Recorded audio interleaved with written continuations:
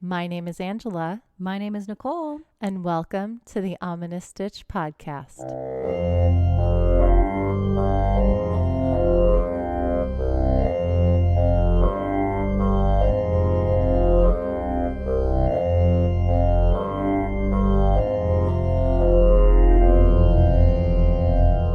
Hello, everybody. Yay! Welcome to another wonderful episode, or wait, should I say amazing episode? Take a stitch of the Ominous Stitch podcast. Welcome back, everybody. How's everybody doing today? How are you, Angela? Feeling ominous? I'm feeling quite strong. This is what has me in stitches. Oh, get it. So we live in Southern California, and Yes. there have been a series of storms the last couple of weekends. So there was a hurricane down in Mexico, which Right. crazy hurricane in Mexico, Uh-huh. but it blew a bunch of wind our way and a bunch of rain. Right. And I have a ton of trees at my new You farm. have a lot of trees. So many They're trees. giant and they're trees. giant trees.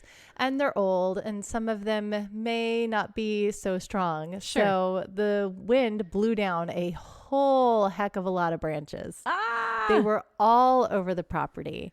So many branches. What's crazy, real quick, Yes. you had the storm and you live only, 30 minutes away from me? Yes. And I had nothing. That I had is like some crazy. rain and that was it.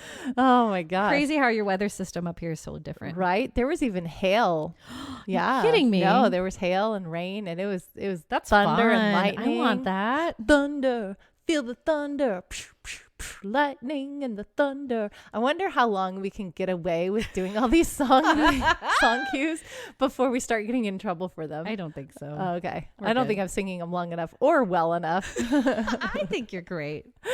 Okay. Anyway, in one of the trees, this is so we've been hauling logs and trimming them down and getting them ready to either chip. Some of them are going to be turned into logs for a Right. fire because She's they're got some they're big enough. fireplaces. Yep. And some of them are just going to the compost Mhm. so that we can, recycle and reuse everything on the farm, because that's the whole idea of being sustainable. Get it? Yeah. Yeah. So in my daughter's favorite climbing tree, we have Mhm. this huge pepper tree. It's really big. It's really big and really pretty. One of the branches was dangling. No. It was just hanging there. And so I was like, oh, I have to get this down because my daughter loves to climb this tree. It'd hit her if you didn't. Right? And I Yeah. don't want her to pull on it and then Yeah. have it fall. So I started yanking on it. And I'm like, what if I yank this massive branch? Like, it was huge. It had to weigh about maybe 100 pounds. It was really What? big, and it was dangling from one of the top branches. That's giant. It was huge. And I was like, what if I pull this down on top of myself? That would not be good. But I was yanking on it and it wasn't moving. So I Uh-huh. found a rope and I tied a rope around it, and then I started pulling away from it. And the way that it actually like snapped off and came down, it was like in slow motion because all the lower branches kind of caught it first. Oh, phew. And so it was hilarious Oh, because I'm like, man. this is moving in slow motion. It's not going to hurt anybody.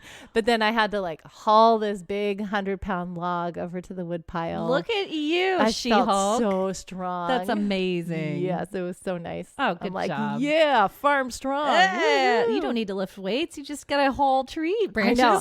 I haven't had time to work out because I've been doing so many Well, farm chores. your but workout is the farm chores. my workout. Man. Yes, exactly right. You're like moving your body constantly. Yeah. So hey, Farms are fun. I recommend everybody try to get one. if there's enough land, that sucks. It drives your kids crazy because they hate doing farm chores, but it's really good for That's them. good for them. Yeah, it's really good for them. Yeah. Teaches them how to get used to doing hard work because Right. life can be hard. Yes. You have to persevere. That's great. So Nicole, what has you in stitches this week? Oh man, this is the coolest thing ever. Okay, so our episode this week, Angela is going to be doing story time. I'm doing story Yes, time. I'm and- so nervous. Every time I have to do story time, it makes me Why? nervous. Because I don't think I'm as good at it as you. No, you're wonderful at All it. right. I love listening to you. So Aw. So our episode today happens to be creepy dolls. And so I said, hey, my stitches, like worst stitches was I got COVID. Yeah. And it sucked, guys. It sucked so bad. My kids got it first and they got over it in a day. It took me a week. Like yeah. I was out. I had like flu, COVID. So it sucked. Anyway, but the coolest part about it is me just laying there feeling awful. I was like crocheting like a mother. Oh my gosh. Every couple hours, Nicole would send me a picture of something that she crocheted. She's like, look, I made a taco. Look, I made a coffee. I made so many little things. So for this week's episode, I didn't want to demonstrate somebody else's pattern. Yes. I was like, no, I could do that. And it would be different because we're left-handed. So you don't see a lot of those. Right. But I decided to create my own creepy zombie doll. Yes, she did. Pattern. And it's so cute. I love it. you. I can't believe you wrote a pattern. I wrote a pattern. And I'm so impressed. I'm so proud of you. This is a girl who crocheted just a shell stitch for 20 years of her life. Stitch, everybody. I did not want to go anywhere else. Within a year, she's like, I can write my own amigurumi pattern. I'm so proud of you. That is amazing. Thanks, Miss Angela. You're welcome. I'm so excited to share it with you all. So with that, should we get stitching? Let's get stitching.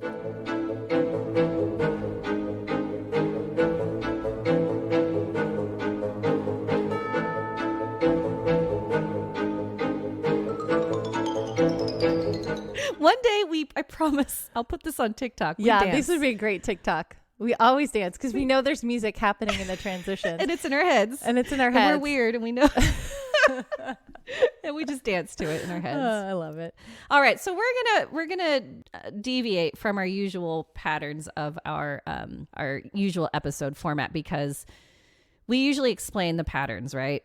Yeah. Yeah. And I think it's awesome, but I think YouTube's going to explain it even better because I think for me, especially visually, I need to see it and I need to see pattern like written out too because that helps me. So from now on, we'll probably just talk about what we're going to do. And especially with this week's because it's an amigurumi, which involves so much.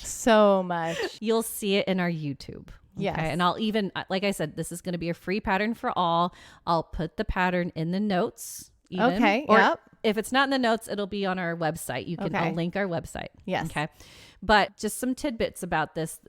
I did a kind of it's like a beginner intermediate pattern because in amigurumi, as you probably know, you do like 4 and then you increase and then you do 5 and you increase. And I'm saying 5 like single crochets, right? Right. In the head pattern, because if you notice, if you do that constantly, it's not really round. Have you noticed that? Like sometimes it makes like almost a hexagonal shape, but then it goes into a round shape. So I was like, I want a perfect circle. So some of my rows will be kind of crazy, but it's easy to follow, I promise. So just check that out. Make sure you're following that. And you do have to I have to put them in a piece of paper and I write them down and I check them off. Do you ever do that with amigurumi?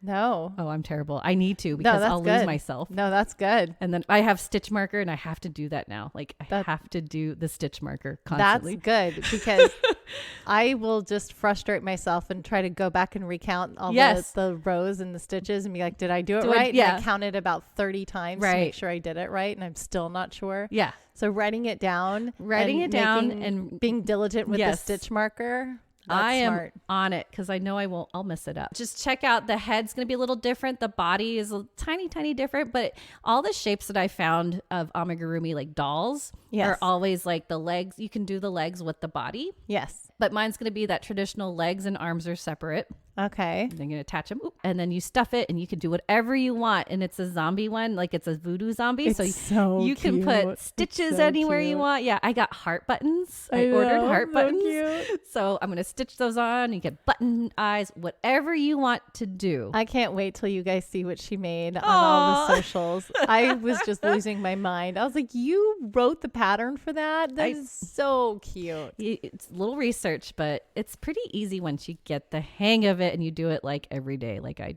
try to do. Check out the YouTube video. We'll put a very extensive details on there. Make your own VooDoo-Zombie doll. Please send us pictures at theominousstitch@gmail.com. Yes, please. We want to see them. I want to see your dolls. And you can, this is what also deterred me to do like somebody else's because it said, do not deviate from this pattern. And I was like, oh, I can't make my own. Like, I can't make it look my own. Creative. Like, no, they're like, don't do it. And I'm like, well, that's mean. So you guys, I'm giving you permission to do whatever you want. I don't care. Just do the pattern, do whatever you want. Send us the photo. Yes, please. With that, it's story time. It's story time.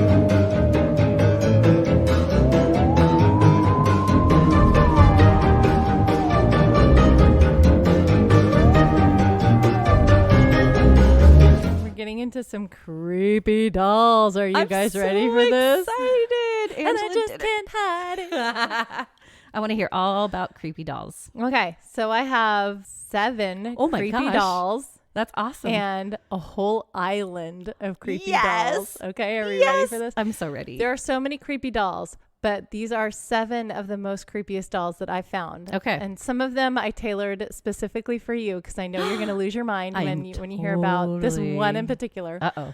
And some of them are going to be very familiar to you, and some of them might be a little bit unfamiliar to you. Ooh, I'm excited. But I promise they were all creepy. Okay. I bet they are. Okay. All dolls are creepy anyway, sorry. We're going to kick this off by talking about what makes dolls creepy. Okay. What do you think? What is it about dolls that makes them creepy? They look lifelike. Yes. They could come alive anytime. And I think Chucky kind of made that the worst part about that, right? Yes. Okay. One of the dolls Chucky was based on that we're going to talk about today. That's so crazy. Okay. So you hit the nail right on the head with this. I got it. According to the Smithsonian Magazine, when dolls become more lifelike in the 19th century, they wandered into the uncanny valley. The uncanny valley. Have you heard that term? What's the uncanny valley? It's a gray area in which something that looks almost human evokes a negative response. So something gets more and more human-like, and we know that it's not human. Right. It is a natural response in our beings to be like, nope, no thank you. I don't want to have anything to do with you. Yeah. So when you look at a lifelike doll that isn't alive, you're like, you should not look that human. Get away from me. Oh, right? I like that. It's like a knee-jerk reaction. Right. Okay. The uncanny valley. Okay. So today we're going to visit 7 dolls that have more than crossed the uncanny valley into the realm of paranormal. Ooh. The first doll might be one of the most famous dolls. Okay. And one that we've actually talked about previously on our podcast. Yes. So our first doll is Annabelle. Yes. Annabelle. Oh, man. How creepy. Okay, and I have pictures of Annabelle. Okay. So the Annabelle in the movies is not at all the Annabelle in real life. The Annabelle in real life is a Raggedy Ann doll. Which is creepy to me. Like, they could have used that. Yeah. Well, they kind of do. And we're going to get this when we talk about movie time. At the very end. Yes, of that she gets movie. a real Raggedy Ann doll. Right. But okay. So Annabelle is actually a Raggedy Ann doll. Okay. So let's dive into the story of her really quick. So the story of Annabelle became infamous with the release of the Conjuring and Annabelle films. The real Annabelle is a Raggedy Ann doll that, while much less sinister in appearance, made quite a name for itself in the 1970s. The real Annabelle doll was given as a birthday present by a mother to her daughter, Donna, a nursing student who was turning 28. So she's 28. And she's getting a doll. Yeah, a Raggedy Ann doll. I don't know if I want that. I know, right? Donna's mother purchased the Raggedy Ann doll from a hobby store in 1970. Given the style of the real doll is most likely purchased new, since that particular Raggedy Ann doll with a calico dress does not predate the 1970s. Interesting. So it's a brand new doll. From a store, not like a thrift store. Okay. From a store. Yeah. Just the store. Brand new Raggedy Ann doll. Gave it to her daughter. Should be not haunted. Right? Because it's brand new. It's a brand new doll. Okay. Should be not haunted. In real life, the spirit pretends to be that of an innocent young girl named Annabelle, who supposedly died while she was still a child. Okay? So we're going to talk about Ed and Lorraine Warren. Ed and Lorraine Warren. I do that too. Can't talk. Blah. You're good. This is why story time makes me so nervous. I can't say words. You're good. Okay. So according to Ed and Lorraine Warren, who are in possession of the doll lives in their museum in Connecticut. That's right. Under glass. Yes. Like protected. Protected under glass. Okay. So according to the Warren story, Donna, who shared a tiny apartment with her roommate Angie, who was also a fellow nursing student, would come home to find that the doll had shifted positions. At first, its movements were subtle and confined to the bed where Donna had left the doll. Okay. However, in time, the movements became more noticeable. Donna and Angie began to discover the doll in different rooms than they had left it. It moved. She would move rooms. What the heck? It would even appear back in Donna's room with the door shut. Ah! So how is she shutting the door? Wouldn't you, okay, real quick, Yes. wouldn't you throw the doll away at that point? I would. I'd be Because like, nope. It's moving around. Now I'm After good. the first time she Yeah. moves, I'd be like, nope, Yeah, we're it's done. in a different room. You didn't move we're, it. We're good. We're good. We're going No to go more. burn this thing. Right? I would too. However, in time, the movements became more noticeable. Sometimes they found the doll with its legs crossed and its arms folded, while on other occasions it was found standing on its feet. How? It's a Raggedy Ann doll. Yeah. They're meant to just kind of be It doesn't have stable raggedy, right? There's limbs. I know. But she was found standing on its feet, leaning against a dining room chair. So leaning on a chair. Okay. They even discovered it kneeling on a chair, which was strange because if they tried to make the doll kneel on its own, it would fall over. It couldn't kneel. It doesn't have opposable joints. Yeah, it's a Raggedy Ann doll. Yeah. It doesn't stand or kneel or do anything. Right. Okay. So as stated in the Demonologist book, Ooh. strange activity involving the real Annabelle doll had been going on for about a year. A year? A year. Why would they let this happen? I don't know. Before paranormal researchers Ed and Lorraine Warren became involved in the case and eventually took the doll into their possession. Did they didn't see it happening. They just kind of took the doll, right? Well, we'll get into that. Okay. Sorry. I'm jumping ahead. It's okay. We'll get into I'm that. excited. So Donna claimed that she would come home to find penciled messages written in childlike writing on parchment paper. What parchment? On parchment paper. Did they have parchment paper? They did not have parchment paper. Where did that come from? I don't know. Ah, okay. This is just getting more creepier. Okay. I know. She's got chills. Okay. The messages read, "Help us," and "Help Lou." Lou was Donna's roommate Angie's fiance. Oh. And he had been living with them at the time. Oh, okay. Okay. Help us, help Lou. We'll talk more about Lou later. Yes. Okay. What made the messages even more strange was that Donna did not have parchment paper in the apartment and had no idea where it came from. What the heck? What's going on here? So one day Donna came home from work to find what looked like blood on the back of the doll's hand and 3 drops of blood on its chest.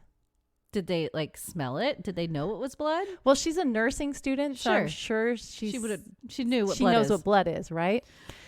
There was no explanation for how the red substance had gotten there. This event is what prompted her to contact a medium for help. Okay. The medium became involved 4 to 6 weeks after the paranormal activity first began. So they were working with a medium for a while before Ed and Lorraine came into the picture. The medium held a seance and introduced Donna and her roommate Angie to the spirit of Annabelle, a 7-year-old girl who had played in the fields that existed where Donna and Angie's apartment complex now stood. Apparently, Annabelle's lifeless body had been discovered in the fields. Oh, that's sad. Out of compassion, Donna and Angie permitted the spirit that they thought was that of Annabelle to stay with them and possess the doll. Never. That's do where that. Things went wrong. They should not have done that. Yeah. So I'm going to do a little side note here. It should be noted here that the above version of the story, which is presented in the Demonologist book and is currently featured on the website of paranormal researchers Ed and Lorraine Warren, differs from the sacrificial virgin differs from the version of the story told by Ed Warren in a 1980s video tour of his occult museum. In this video, Ed states that the medium told Donna that Annabelle had died in an automobile accident outside Donna and Angie's apartment, which we see in the Annabelle movie. The one that we're going to review. Right, okay. Right. Ed states that Annabelle was 6, not 7. During the video, he also says, I don't know. Okay. During the video, he also says that the Raggedy Ann doll was given to Donna by her mother as a Christmas present and not a birthday present, as the Demonologist book states. Interesting. So just a little difference in the stories. Still a gift. Not big. Not a big deal. Right. Not a big deal, but I thought I would throw that in there. Okay. Ed Warren did not believe that the spirit inhabiting the doll was that of a young girl. No, it didn't sound like it. Right? He said the woman had told them, the medium, that there was a spirit of a 7-year-old child in the doll by the name of Annabelle, who had been killed outside of their apartment house in an automobile accident. Well, there was such a child, but God does not allow a child's spirit to go into a doll. This was a devil, a demon inside the doll, which was impersonating the spirit of the child. And this was taken from Seekers of the Supernatural. Another quote from Ed Warren is, spirits do not possess inanimate objects like houses or toys. They possess people. Right. An inhuman spirit can attach itself to a place or object, and this is what occurred in the Annabelle case. This spirit manipulated the doll and created the illusion of it being alive in order to get recognition. Truly, the spirit was not looking to stay attached to the doll. It was looking to possess a human host. Ah! Annabelle's antics were pretty benign at first, and then things turned. Dun, dun, dun. Oh, totally. It's definitely it's not a human spirit. So yeah. It's oh my not a human gosh. spirit. Ah! Creepy. Okay, keep going. So we're going back to Lou. Do you guys remember Lou? Lou is Angie's fiance, who's been living with them the whole time that Annabelle's been there. Lou was Angie's fiance and had been staying with him since the doll had arrived. Mm-hmm. Lou wasn't fond of the doll and warned Donna that it was evil. Oh, he sensed it. Look at him, yeah, empath. He got it. He's on it. Mm-hmm. One night, Lou awoke suddenly from a deep sleep and realized that he was unable to move. He saw the Annabelle doll at his feet and watched as it slowly glided up his leg and over his chest. No! Before he knew it, the doll had begun to strangle him until he blacked out. Oh my gosh. He woke up the next morning certain that his experience wasn't a dream. Did he have bruises? I don't know if he had bruises from that, but he did get injured another time. You want to hear that story? Yes, I do. On a later occasion, Lou and Angie were studying maps to prepare for a trip Lou was embarking on the next day when they heard rustling noises coming from Donna's room. Lou approached the closed door and waited for the noises to stop before entering. He turned on the light and saw Annabelle lying on the floor in a corner. He walked over to the doll, but as he did, he began to sense that someone was behind him. He spun around, but no one was there. Mm-hmm. In an instant, he found himself doubling over, grabbing his chest, which was now bleeding. Oh my gosh. Upon inspection, he discovered 7 claw-like scratches on his chest, 4 horizontal and 3 vertical. What? That were hot like burns. The scratches healed rapidly and were fully gone in 2 days. That's insane. Right? They just appeared out of nowhere? Out of nowhere. Well, he felt. Yeah, he felt it, but he felt it. You didn't see anything happen. Yeah. That is too creepy. Yeah. According to the Annabelle true story, after the demon that was attached to the doll inflicted physical harm upon Lou, it was then that Donna came to the realization that the spirit might not be all that innocent. No. Not that innocent. Yeah, Brittany. Donna contacted an Episcopal priest named Father Hegan, who contacted a superior, Father Cook, who immediately got in touch with Ed and Lorraine Warren. Ooh, okay. That's how they got involved. Right? Okay. The Warrens convinced Father Cook to perform an exorcism on the apartment in order to cleanse the home. He also blessed the individuals who were there. At Donna's request, the Warrens took the Raggedy Ann doll with them when they departed. It has been in their possession ever since. And Lou and everyone's okay after this, yes, right? they're all okay after this. Isn't that crazy? Yeah, they got rid of the doll and everybody else is okay. But not everybody is okay after an encounter with Annabelle. No. We're going to get into that here in just a second. Okay. According to allthingsinteresting.com, in the article Inside the Real Annabelle Doll's True Story of Terror, after the exorcism of the nurse's apartment, the Warrens buckled Annabelle in the back seat of their car and vowed not to take the highway in case she had some kind of accident-causing power over them and their vehicle. However, even the safer back roads proved too risky for the couple. On their way home, Lorraine claimed that the brakes either stalled or failed several times, resulting in near disastrous crashes. Lorraine claimed that as soon as Ed pulled holy water from his bag and doused the doll with it, the problem with the brakes disappeared. Seriously? Yeah. Wow. Crazy, huh?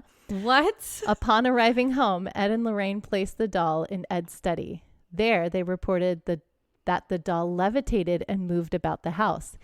Even when placed in the locked office of an outer building, the Warrens claimed that she would turn up later inside the house. That's insane. They saw the doll levitate.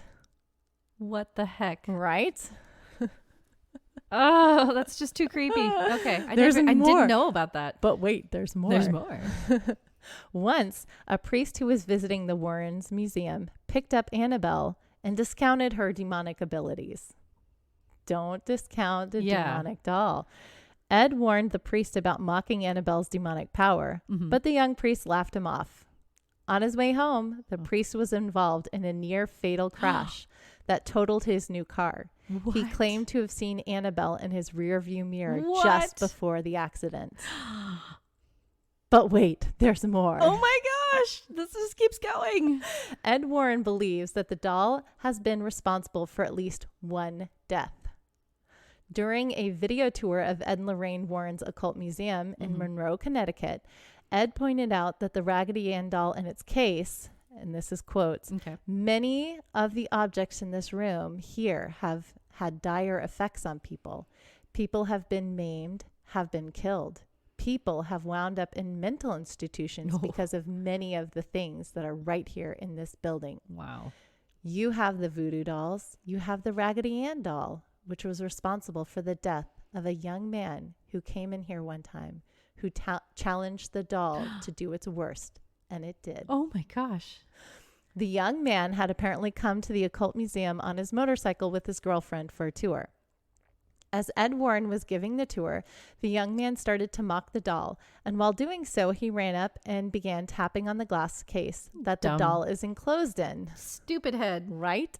He challenged the doll to put scratches on him, like it had supposedly done in the past to Lou. What? Right?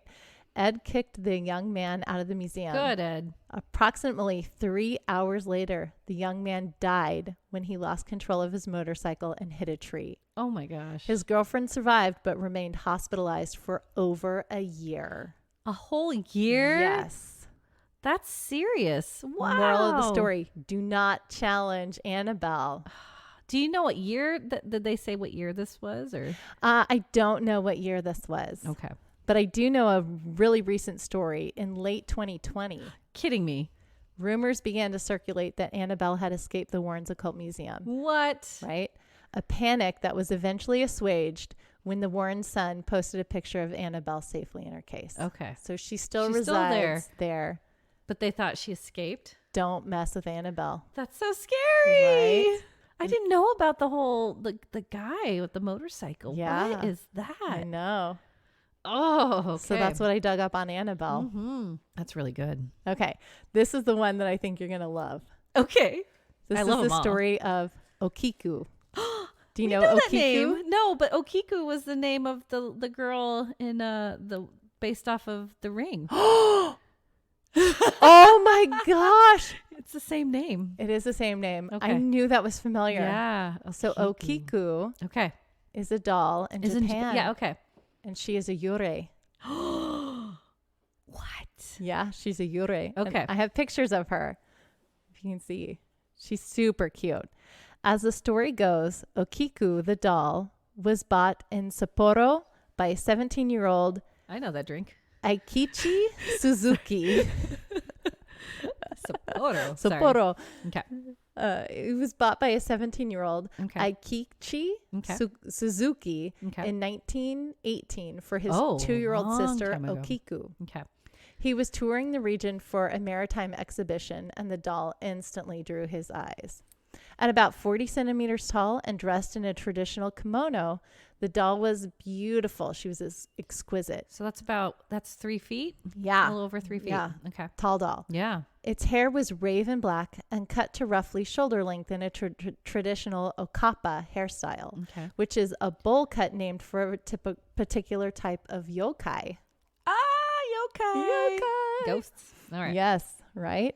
So it's kind of like a little shoulder length bob. Right. Okiku loved her doll. She named it after her, took it everywhere with her. It was her favorite thing. But tragically, after a year, the little girl passed away from a severe case of the flu. Oh, no. I also read that it was yellow fever or the Spanish flu, but there was a big outbreak that caused her to get sick. That's so sad. Her family created a shrine, which was the custom, in her memory, and they placed the doll on display in the shrine. Okay. Sometime later, they noticed that the doll's hair, which had originally been cut in a bob, shoulder-length bob, had grown past its shoulders. Yeah, what? The hair grows.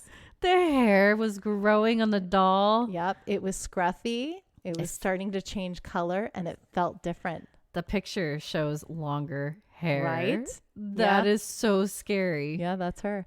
At night, they started to dream of Okiku. Oh, no. And sometimes the doll would appear by their side come morning. It moved. It moved. The chilling events intensified as lights would flicker on and off. There would be loud bangings in the house, noises, and strange voices. These occurrences would intensify the closer they got to certain key dates. Okiku's birthday and the day of her death. Wow. Right. When the family moved in 1938, they entrusted the doll to the care of the Minenji Temple in Hokkaido, where caretakers continue to maintain Okiku and her ever-growing hair. And it still grows? It still grows. They still have to trim it. The priests have sent out cut samples of the hair for scientific analysis. Okay. And the examination of Okiku proved that the hair was that of a human child. What? That is real hair. Okay, do you think it was made first, though, with real hair? Or do you think it was doll hair? I don't know. See, that's weird. That could be like maybe someone donated their hair for the dolls. What I do know is that it is real human child hair. That's insane. And it grows on an inanimate object. The hair grows. It reminds me of those dolls. Remember the dolls that do like yeah, and it would grow? Yeah, but it'd just go back in. You know, right. Like I don't think you could cut it and it wouldn't come back. Right. I can't tell you how many Barbie dolls I destroyed by cutting their hair. It never grew. You wanted to like change the style. Right. Wouldn't that be fun for a little girl? They'll be like, it's an actual their hair grew and it's right. Do whatever you want. So regularly the hair gets trimmed and the doll stays happy and content. So it doesn't bother anybody anymore. It doesn't bother anybody. She's happy in the Minenji Temple. You can go visit her if you want to. There are a couple of variations of the story, which I would like to get into right now. Okay. So several alternative versions of Okiku's history also exist. The August 6th, 1962 issue of the weekly magazine Josai Jishin, I'm probably murdering these. That's okay. You're trying. You're doing great. Or known as Women's Own in Japan, for instance, contained a story recounting the subject's history. But in this version, the child's name is Kyoko rather than Kikuko. There's another name, Kikuko. Oh, okay. Kikuko. The doll is Okiku, right? But the child has different versions of the names, but they would call her Okiku. Got it. Which I think means chrysanthemum, and it was a pretty popular name. I like that. It says that the doll is left at the temple not in 1938, but in 1958, and the family member who transfers the doll to the temple is identified as Kyoko's father, Sukechi, rather than her brother. So just slight variations. And then also in the July 15th, 1968 issue of Young Lady magazine. Young Lady. Yes. Contained yet another version of the story. In it, Sukechi, I'm saying that right. Sukechi is a coal miner, and he leaves the doll with the temple in 1938, not to go to war, but to move to a different area for work. So there's, slight variations in it, but the main part of the story is that there's a doll that her hair grows. Yeah, her hair grows. It's tangled. Yep. Wow, that is so intense. Isn't that cool?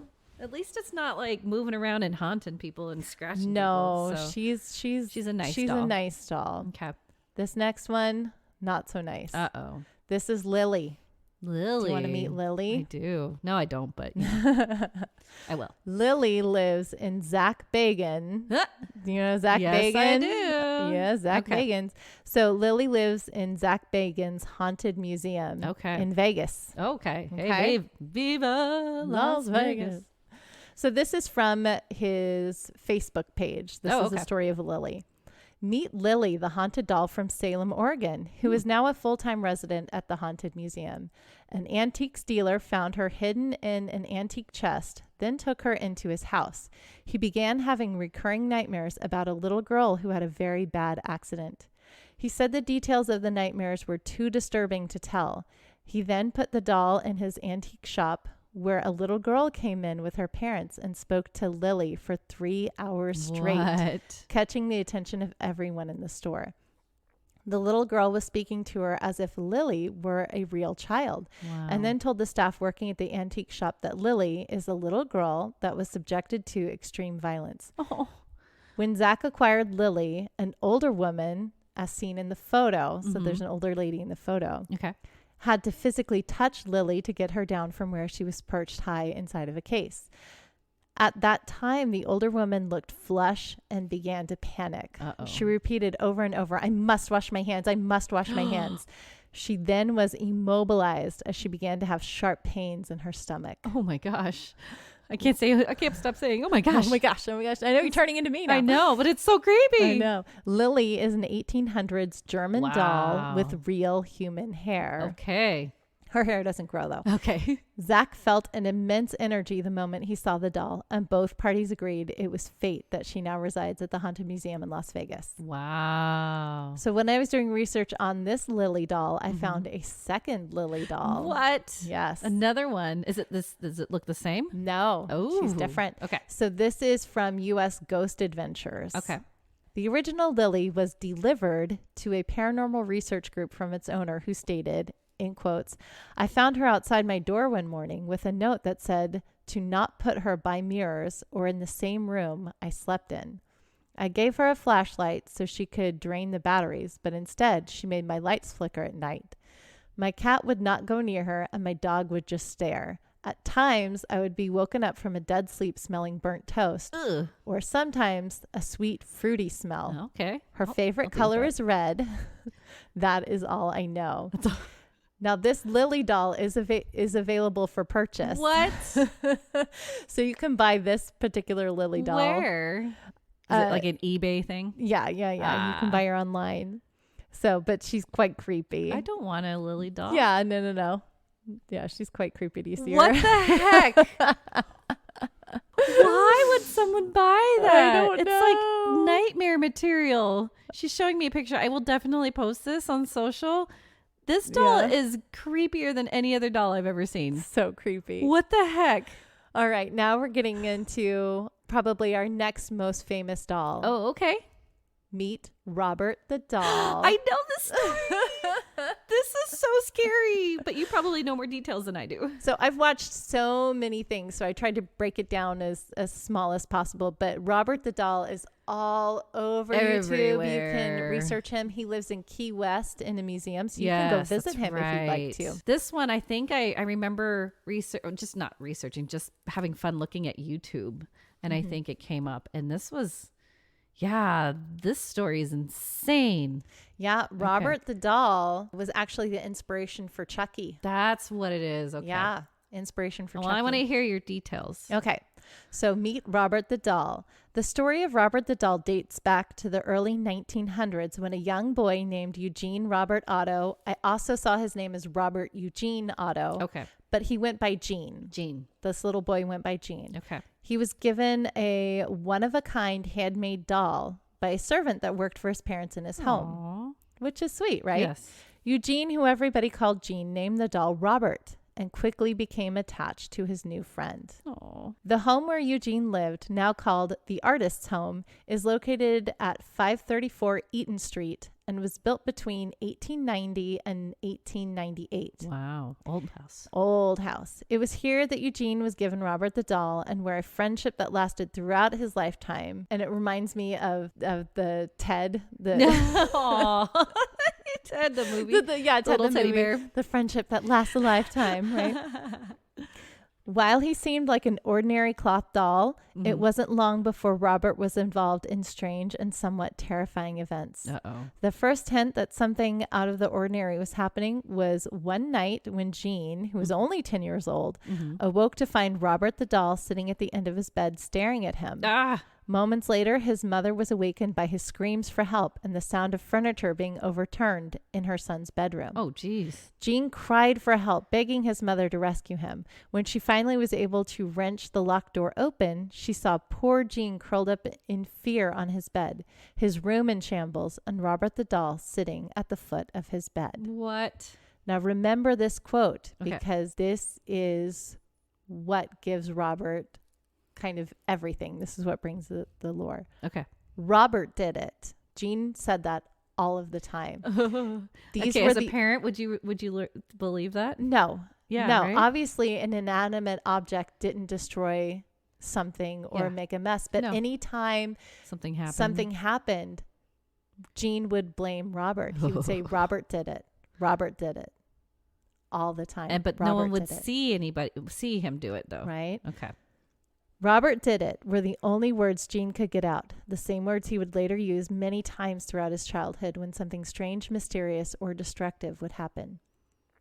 Gene's parents would often hear their son upstairs talking to the doll and getting a response back in a totally different voice. Right? That's so creepy. They reported seeing the doll speak and witnessing his expression change. So his face did change. His face would change. What? Right? Giggling and sightings of Robert running up and down the steps or staring out the upstairs window were also reported. Robert continued to live with Gene throughout his lifetime, and after Gene's parents died, he moved back into their home with his wife, Anne. Gene decided that the doll needed a room of its own and placed him in the upstairs room that had a window overlooking the street. Wow. Anne felt uneasy with Robert in the house, and although she couldn't put her finger on it, she wanted Gene to lock the doll up in the attic where he could do no harm. Gene conceded, as one could imagine. Sure. Robert the doll was not happy with his new digs. Oh, no. Soon, visitors to the home heard footsteps in the attic, the sounds of someone pacing back and forth, and devilish giggling. Neighborhood children reported seeing Robert watching them from the window in the upstairs bedroom and told accounts of the doll actually mocking them as they walked to school. Mocking them? Right? What? Right? Right? What is that? When Gene heard this, he immediately went to investigate, knowing that he had locked Robert in the attic. Yes. And there was no way he could be sitting by the window of the upstairs bedroom. No way. No, he's locked up. He's a doll. Right. Yeah, and he's a doll. For crying out loud. Right? But to his complete shock, when he opened the door to the bedroom, there was Robert sitting in the rocking chair by the window. Gene locked Robert back up in the attic several times, each time discovering him again sitting by the window in the same upstairs bedroom. Cool. Not cool at all. Stay where you are. I'm going to throw you out. Gene Otto died in 1974, and when a new owner moved into the house on Eaton Street, their 10-year-old daughter was delighted to find Robert the doll in the attic. No, stay away. Run away, run away. But her delight ended soon when she claimed that Robert was alive. Oh my gosh. And that the doll wanted to hurt her. No. She woke often in the middle of the night screaming in fear. Poor and girl. Told her parents that Robert had moved about the room. What? Throw the doll away, people. Robert, when he was originally created by the Steiff Company, which I'll talk about here in a minute, about his construction and how he was made. He was originally dressed like a clown, like a court jester, right? Now he's in a sailor suit. That's what I remember him right? in. Okay. But originally he was a court jester. And this part of the story, every time I read it, I think of, what was it? It? Oh, no. Poltergeist, where the clown. One I told you. That's the clown moves. Yes, the clown moves and strangles. Yeah, Poltergeist. And he's under the bed. Yes. Yeah. Yes. Yeah, that's totally him. That's this. Yes. That's not cool. I hate it so much. Yeah, that's really scary. I hate it so much. Okay, it wasn't long before Robert the doll was given away, and today he lives in the East Martello Fort, where visitors from all over the world can come see him. So he's secure. He's secure. He's in a glass case in this museum in Key West. So if you ever want to go to Key West, you can go visit Robert the doll. Blessed the F out of that place. Many believe that the origin of Robert's evil lies in the one who originally gave him to Gene Otto, the servant who worked for Gene's parents. This woman was supposedly mistreated by her bosses. I figured. And to punish them, it is believed that she cursed the doll with voodoo and black magic. Wow, right? That makes sense. That might explain the many mysterious and frightening experiences people have had with Robert the doll. But if so, wouldn't the haunting end when the owners died?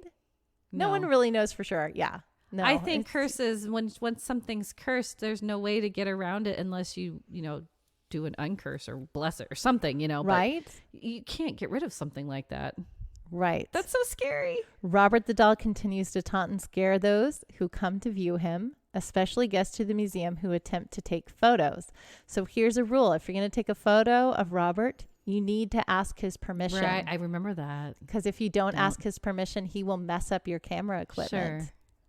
So scary. Yeah, you have to ask him, Robert, can I please take your picture? What happens if he didn't want it, even though you asked him and you're like, thought it was cool? Then he might mess up your camera. A lot of people's cameras have not worked and become inoperable. That's so crazy. Right?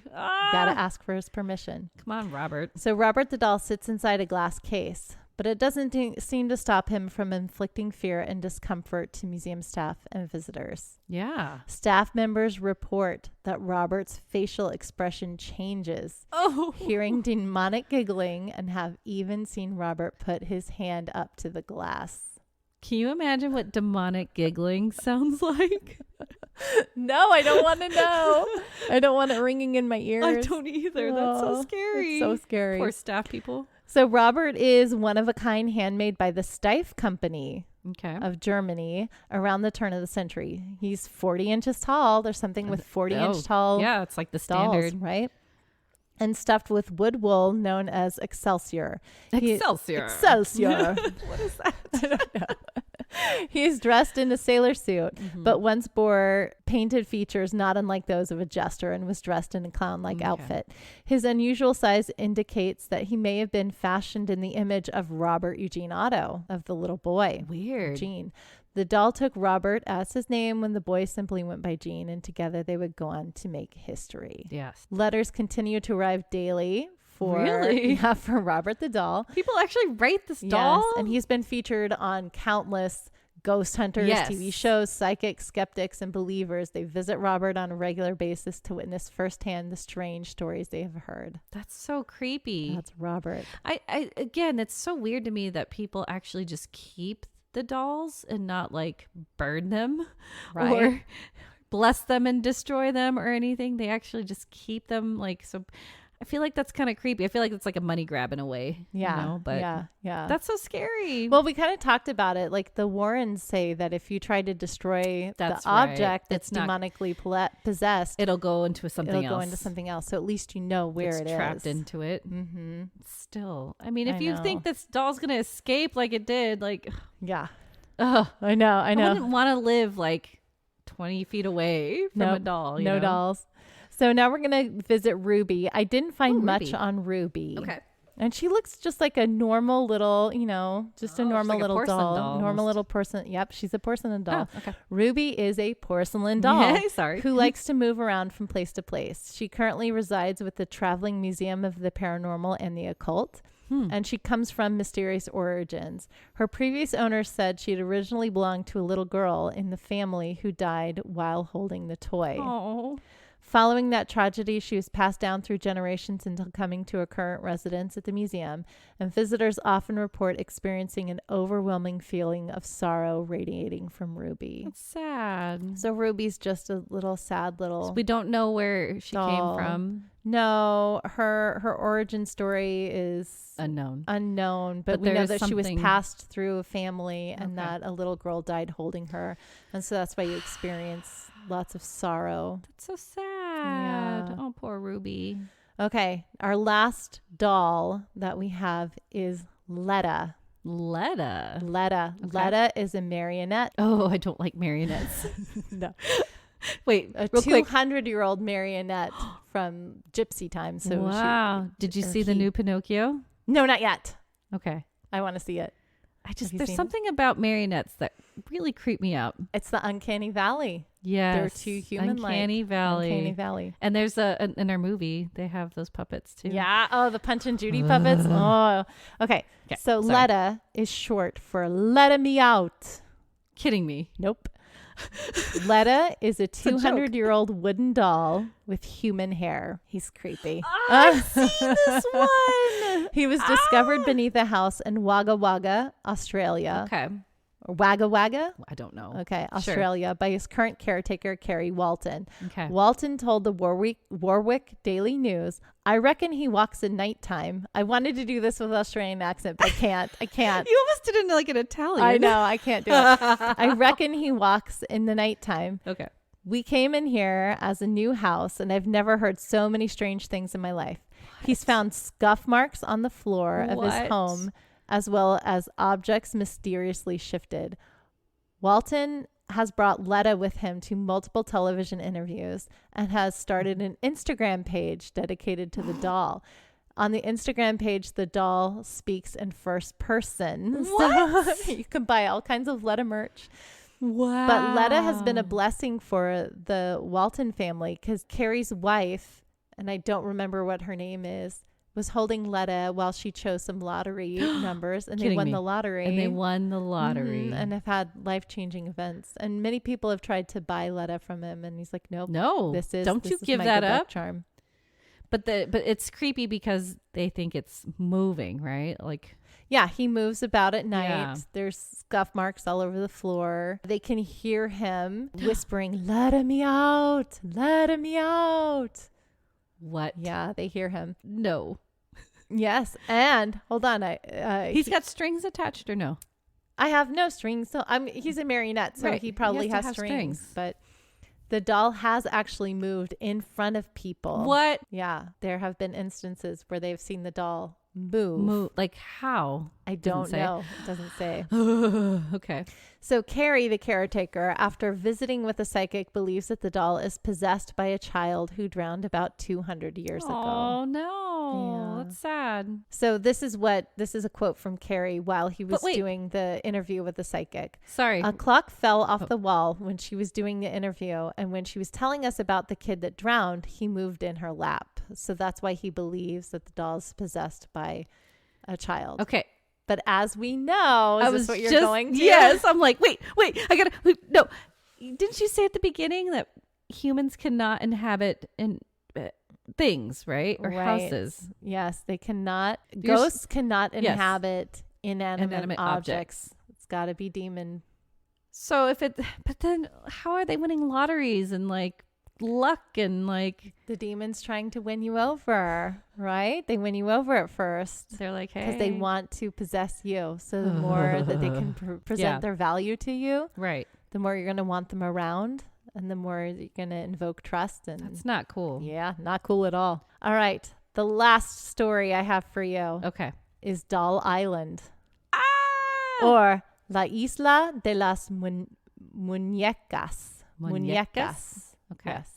The Island of the Dolls. The Island of the Dolls. So I've seen pictures of this, and I think I read about this a long, long time ago, but I don't know all the details. Let me give you the details. I love it. The story of La Isla de las Muñecas, the Island of the Dolls, is intimately entwined with the story of Don Julian Santana Barrera, a native of, I'm going to mess this up, so I apologize, Xochimilco, Xochimilco. A native, we'll do it this way, a native of a borough outside of Mexico City. Okay. Don Julian left his wife and his family sometime in the mid-20th century to sequester himself on the island in the Texuelo Lake. Okay. His reasons for leaving his family are hazy at best. Okay.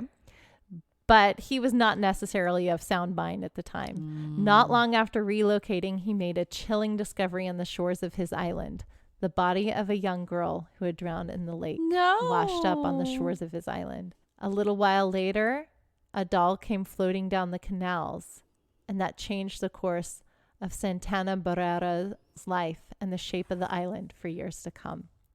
Alone on the island, Barrera took the doll and hung it from a tree in order to appease the spirit of the dead girl. Oh. But at least in the eyes of the man who now considered himself the island's caretaker, the one doll was not enough. What? For the next 50 years, Barrera would scrounge dolls from the trash and from the canals, and he would barter with other people as they floated by. That's not cool. And hang the dolls from the island's many trees. No. Some he'd hang whole, others in various states of disrepair, headless, torso-less, or taken apart in other ways. That wouldn't appease me. Right? I'm sorry. Many people, including Don Julian's own family, didn't believe that he ever found a girl. So they think that he was making up the dead girl. In his head? In his head. Because supposedly he wasn't all sure. there.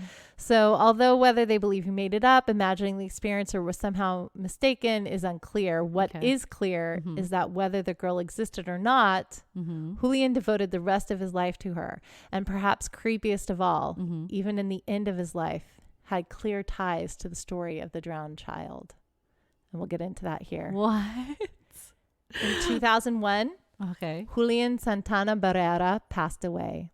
His body was discovered drowned in the canal in the exact place he always said he'd seen the little girl. No.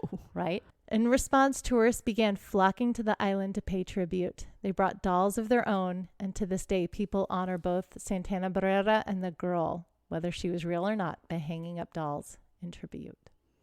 It's got to be like some kind of extension of that he had a mental problem. Right. And it was like, maybe he saw in the future that's where he was going to die, but he saw it as a little girl. Possibly. Or like that's part of his like psychosis. Yeah. Oh, maybe. That is so crazy. So local legend says that the dolls move their heads and arms and even open their eyes.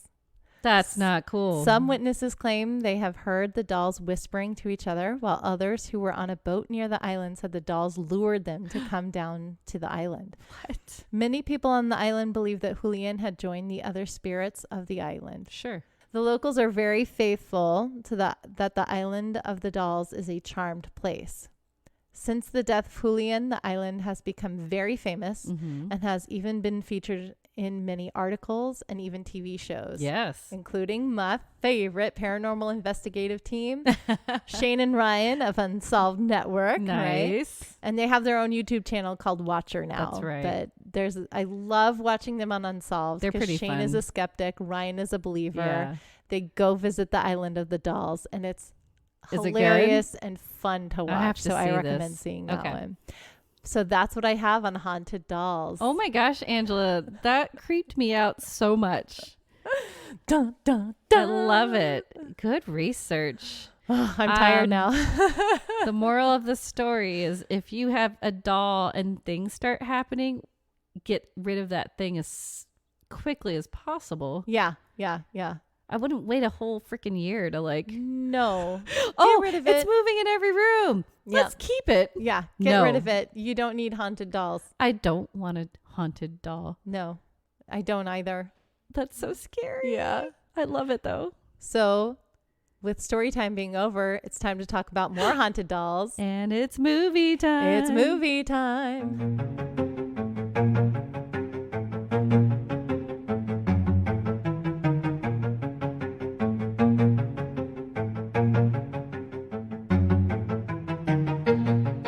All right, you know how we like our themes, y'all. Yes, we do. What movie did we watch this week, Nicole? Our movie is Annabelle Creation. Yes, released in 2017 and IMDb rating of 6.5 stars.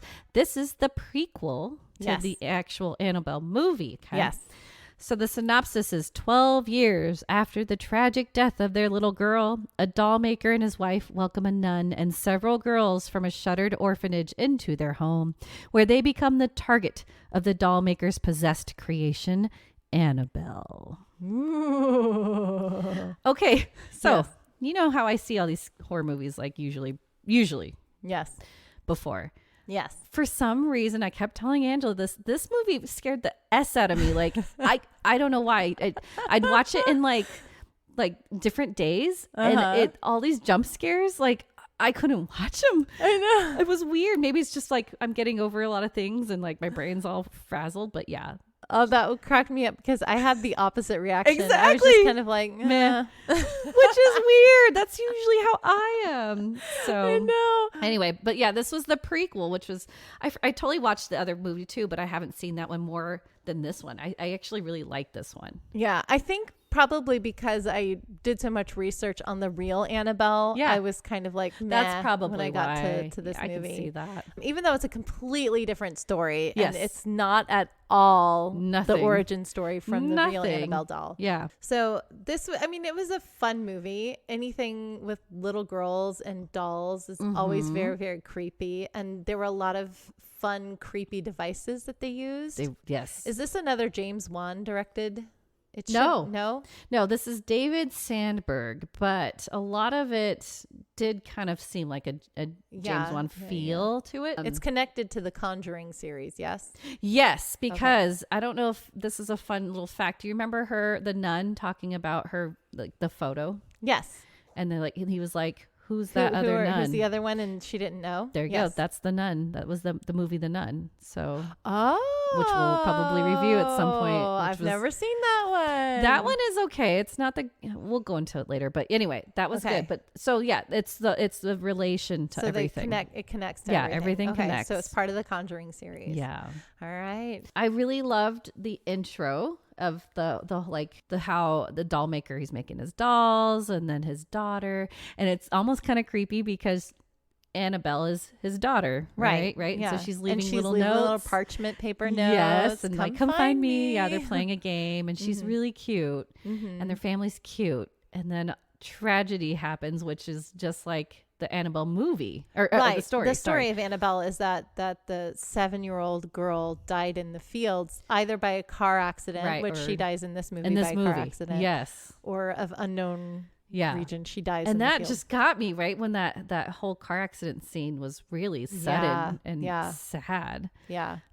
So that got me, and then the kids acting were really good. That little girl, kids were really good. Yeah. Yes.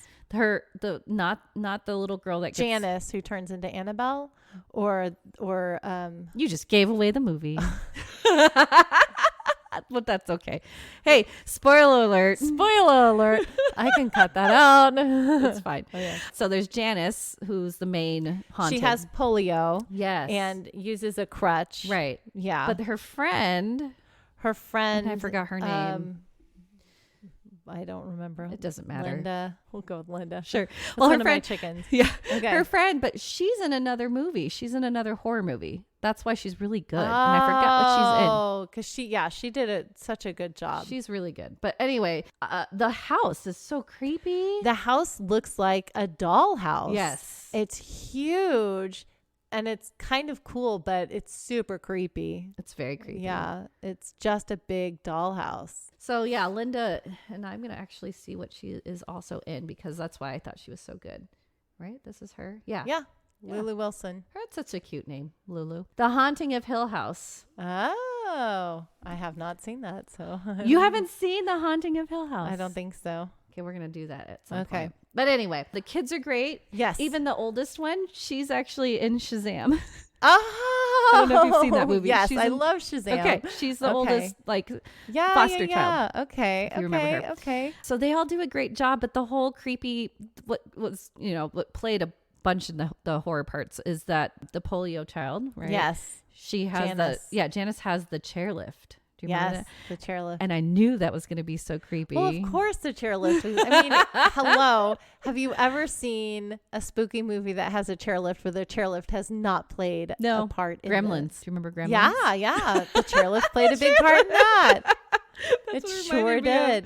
But anyway, yeah, that was really creepy. And I think it unfolded so well. Like the storytelling of the whole of how it comes to life and everything. Yeah. That was so good to me. It was so good.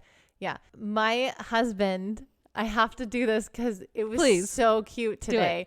So my husband, shout out because he's listening. He loves to listen to our podcast. So thank you. Thank you so much for your support, babe. I love you. Aww. But anyway, he was trying to go. He always wants to make sure that I always talk about the good things from the movie because he says you're always so negative in the movie reviews. Well, because horror movies aren't your genre. Usually. They're not my genre. That's okay. We're getting there. You know, but yeah, I can appreciate him. And then this one, this morning we were talking about it, and he's like, so I can't find anything redeeming in this movie to go over. I was like, what do you mean? He goes, the bad guy doesn't get it in the end. You know, everything like bad happens and it stays bad and then it continues to go bad the whole rest of the time. I'm like, well, it's a setup for another movie. Right. So it's supposed to, It's supposed to start. It's supposed to end in the bad because that's where the bad continues. Picks up. Yeah. Yeah. So good. So my husband was like, I can't find anything redeeming about this movie. And that was just cracking me up so much. He's always like, you've got to be positive about these movies. Yeah. And now he's like, I can't do it. And he was doing the whole movie review for me today. And I love you, babe. So that was awesome. It was so good. My husband's usually the skeptical one and doesn't want to watch it because he knows how bad it is. Like you're watching another bad horror movie. Yeah. Okay, yeah. Cool. Yeah.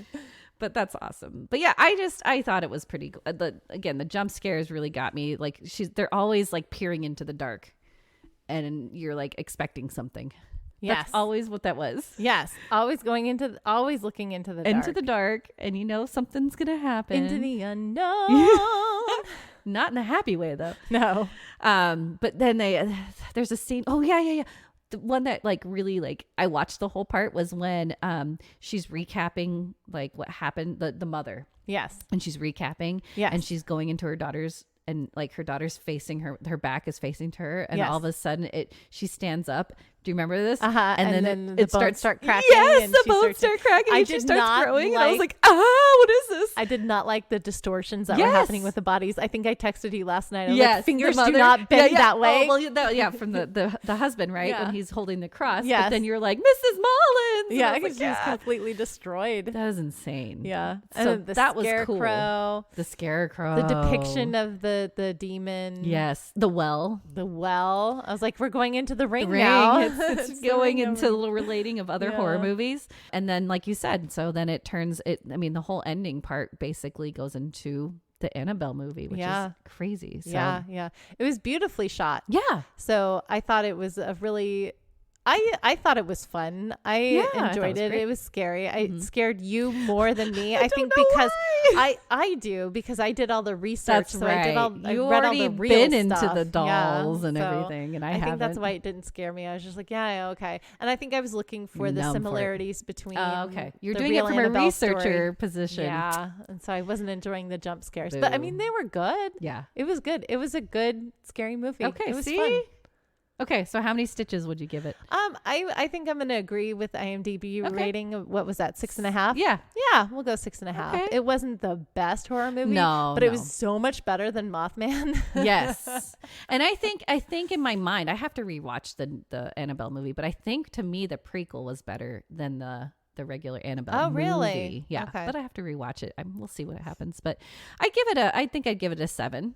Okay. A little bit more because again that was like I don't know why it just got to me this time. It got you. And she kept texting me the whole time. She's like, I can't watch the whole thing. And this is really getting me. The jump scares are too much for me. And I was like, I usually love horror movies. And I was taunting her too. I was like, oh, I'm gonna be fine during this movie. Why is it scaring you so much? And I totally was. You were great. Good job. This was fun though. I really trading places the whole show today. I love it. It's fun. I love when we get to trade places. Yeah. So right. Stitchers, yes. Thank you for joining us for another episode. Remember, we want to hear from you. So please reach out to us at theominousstitch@gmail.com. Yes. Send us a line. Let us know what you're working on. Let us know if you have any ideas for us for future podcasts. Yeah, we want more. We come up with all of our ideas on the fly. So if you have something that you guys want us to research or crochet or anything, please let us know. Please let us know. We'd love to get in contact with you guys. Yes. Please reach out to us on all of our socials as well. Find us on TikTok and Instagram and Facebook. We're everywhere. Twitter and all of the things. And we try. Yeah, we handle everything 100% on our own. So if it takes us a little bit to get to you, it's just because we're moms and we have busy lives. We're doing everything. I'm sure all of you guys have busy lives and we try to get to you. But as soon as we see you, we're like, and we right back. We get excited. Yeah, we get very excited. Yes. And we'll give you a shout out if you reach out to us. Please. If you want. Yeah. If you don't want us to, we won't shout you out. So we're really excited real quick that spooky season's right around the corner. It's almost Halloween time, guys. Yes. This is my favorite time of the year. You know what? Please reach out to us because we would love to do a listener's story time. Please. So if you guys have creepy paranormal stories, we would love to do a listener story. Excited. Her eyes are so big right now. That's our dream. Yes. It'd be so good. We want to share. Yeah, we want to share with you. Yeah. So I guess that's it for this episode. That's it. Creepy dolls. Creepy dolls in the books, y'all. Yeah. And look for us for next episode. Yep. And with that, we'll see you, Stitchers. See you, Stitchers.